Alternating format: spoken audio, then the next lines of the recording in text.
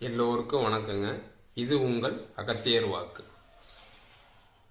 இன்னைக்கு நம்ம ஜோதிட குறிப்பில் நம்ம எதை பார்க்க போறோம்னு கேட்டீங்கன்னா, நல்ல திசைகள், அதாவது நமக்கு ஃபேவரா இருக்கிற திசைகள் நடக்குது.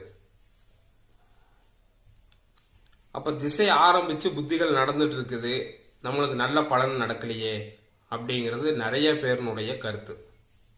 நிறைய பேர் கேட்குறாங்க, சார் சுக்கர தசை எனக்கு எதுவுமே செய்யலை, சார் புதன் தசை எனக்கு எதுவுமே செய்யலை, சார் குரு தசை எனக்கு எதுவுமே செய்யலை, பாவரனுடைய தசைகளை கூட விட்டுருங்க சார், நல்ல தசைகள்ல ஏன் சார் நல்லது நடக்க மாட்டேங்குது அப்படிங்கிற கேள்வி இருக்குது. நல்ல திசைகளும் பாவருடைய திசைகளும், அதாவது சுபரனுடைய தசைகளும் பாவரனுடைய தசைகளும் நிச்சயம் அதனுடைய பலனை செஞ்சேதான் தீரும். அது பலன் கொடுக்க வேண்டிய விதத்துல அந்த இடத்துல இருக்கா, பலன் கொடுக்க இயலாத நிலையில் இருக்குதா அப்படிங்கறதான் நம்ம முதல்ல ஆய்வு பண்ணணும். அதே சமயம் இதுல இன்னொரு கருத்து என்னன்னு கேட்டீங்கன்னா, நல்ல தசை வந்தாச்சு அப்படின்னா நல்ல தசை வந்துடும். அவங்க என்னன்னா, நல்ல தசை வந்தாங்கன்னா ஆட்டோமேட்டிக்கா எல்லாமே நடந்துரும், நம்மளை தேடி வரும். நம்மளுக்கு கூரையில மேல சென்டர்ல ஓபன் ஆகி பணம் நிறைய கொட்டும், இல்ல நம்ம எதுலயாவது அதிர்ஷ்டம் மூலியமா கொட்டிரும், தொழில் ஒரே நாள் ஒரே ஓவர் நைட்ல டெவலப்மெண்ட் ஆயிரும் அப்படிங்கிறது பல பேருடைய கருத்தா இருக்குது.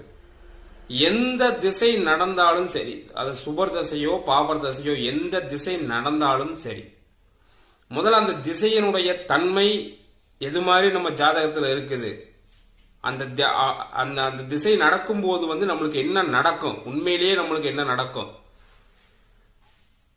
ஒவ்வொரு திசையும் நமக்கு என்ன செய்யும் அப்படிங்கறத முதல்ல நம்ம ஆய்வு பண்ணணும்.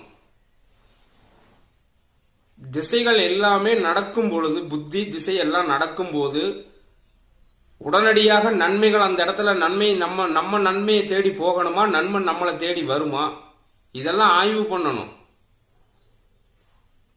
பொதுவா திசை எனக்கு சுக்கர தசை எனக்கு எதுவுமே செய்யல, சூரிய தசை எனக்கு எதுவுமே செய்யல, சந்திர தசை எனக்கு எதுவுமே செய்யல, ஆனா எல்லாமே ஃபேவரா இருக்குன்னு சொன்னாங்க அப்படின்னு பொதுவா கருத்து நிறைய பேர் சொல்றீங்க.